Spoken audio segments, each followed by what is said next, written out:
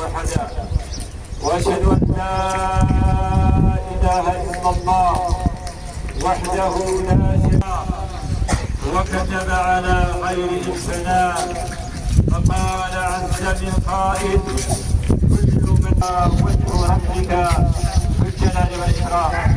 وقال ونبينا وعظيمنا محمدا رسول الله عليه أفضل الصلاة وأزكى التسليم القائل مرض جسده وهو الذي كان يداوي القصة الرحوية، لكن مكانته كانت أكبر من مجرد وظيفة.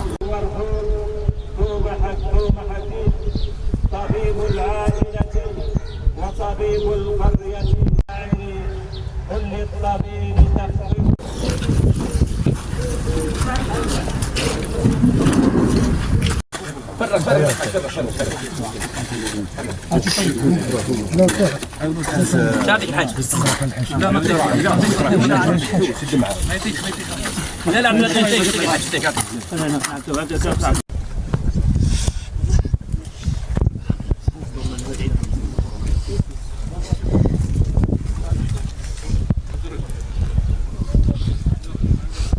فرحوا ستوا الناس اللي دفنت بويكم وفتمع بويكم فرحوا الحمد لله يا ربي، هذه نعمه من عين الله.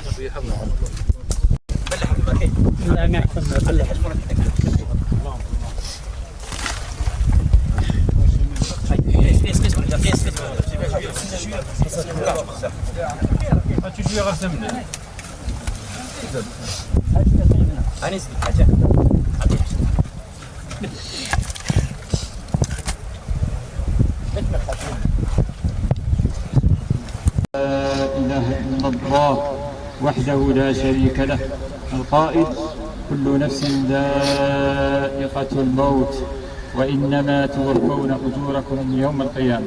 ونشهد أن سيدنا ونبينا محمد عليه الصلاة والسلام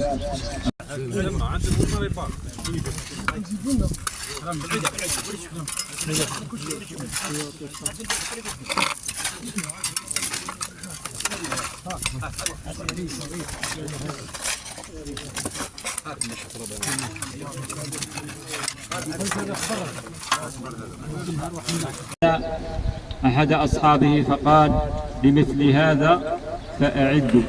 ووعظ عليه الصلاة والسلام بعد الدفن حيث دفن أحد أصحابه فقال استغفروا لأخيكم واسألوا له التثبيت فإنه الآن يسأل. من قوله أشهد أن لا إله إلا الله وأشهد أن محمدا عبده ورسوله. اللهم ثبته يا رب العالمين. أمين. اللهم ثبته يا رب العالمين. أمين. اللهم ثبته عند السؤال يا رب العالمين. أمين. اللهم ثبته بالقول الثابت يا رب العالمين. نسأل المولى تبارك وتعالى أن يؤنسه في قبره، ونسأله سبحانه وتعالى أن ينزع عنه الوحش، وأن يوسع في قبره، وأن يجعل قبره روضة من رياض الجنة. اللهم اغفر له وارحمه وعافه واعف عنه واكرم نزله ووسع مدخله واغسله بالماء والثلج والبرد ونقه من الذنوب والخطايا كما ينقى الثوب الأبيض من الدنس. ونسأل المولى تبارك وتعالى أن يرحمنا إذا صرنا مثله. نسأله سبحانه وتعالى أن يرحمنا في هذه اللحظة العصيبة. نسأله سبحانه وتعالى أن ينظر إلينا بعين رحمته سبحانه وتعالى، وأن